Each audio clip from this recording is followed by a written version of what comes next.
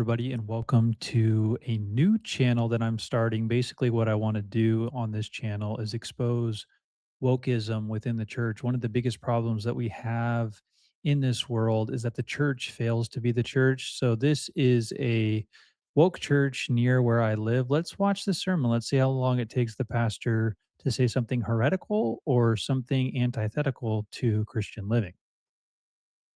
There's this interesting thing that happens has happened in the life and the growth and the changes of the church, Big C church, not us, but Christianity as a whole.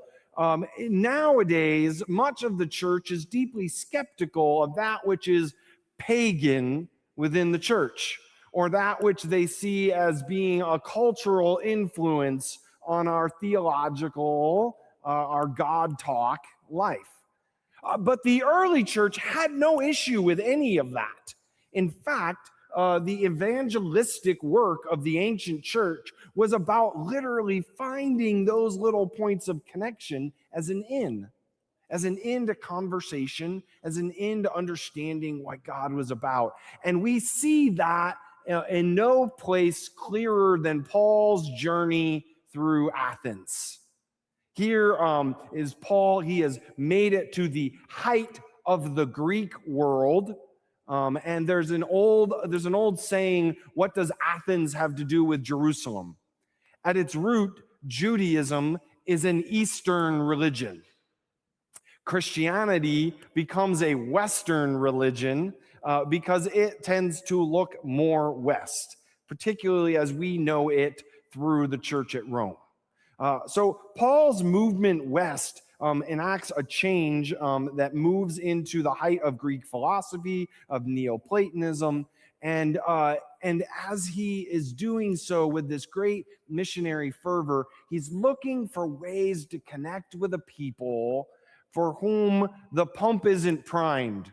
Have you ever tried to start an outboard motor or a lawnmower after a long winter?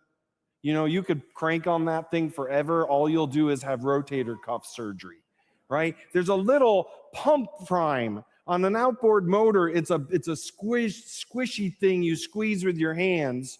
And on your old lawnmowers, it's like a little button that you push that tries to get some to life moving around inside there. And then you can pull it and tear your rotator cuff as you start the engine.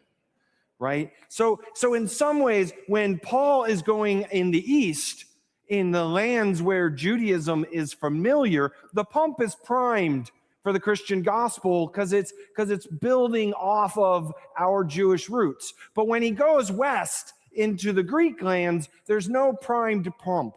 He's got to find a new way in to connect. And Paul, like a great missionary, wanders Athens. He journeys around. He looks at the art on their walls. He looks under their bed. He counts just how many spoons are still in the kid's bedroom rather than in the kitchen drawer. Right? He's investigating. And then after he does this for a little while, he starts to get a feel like, now I understand Athens. Now I understand Athenians. And only from that understanding can I find common points that we connect with. And he says, do you remember you have a place of worship that speaks about an unknown God? And I know that God.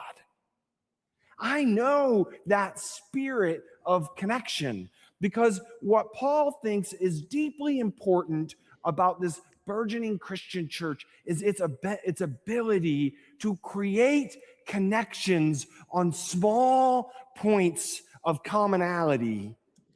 That's not why Paul went to Athens. He went to Athens to show the exclusivity of who Jesus is. So again, I think lots of what Reverend Andrew Kukla is saying here, it kind of smells fishy to me. I don't know exactly why I think it's fishy, but I think it's not so much in what he is saying yet, but how he is framing the passage to sound like a radical inclusivity when Paul had one point of going into Athens. It was to say that Jesus Christ is Lord. It's not Kaiser Kurios. It's not that the Caesar is the Lord, and I'm not trying to amalgamate Christ into culture. What I'm trying to show you is that Jesus is the God of the universe over and above all of these tyrannical rulers, not just Rome, but also your sin. So I think what you can see, this is obviously a church that is a little bit more theologically articulate and they know how to walk the fine lines, maybe moderate conservative, maybe, I don't know. But notice how they're kind of presupposing an ethical system that looks like a woke ideology over the text. Okay.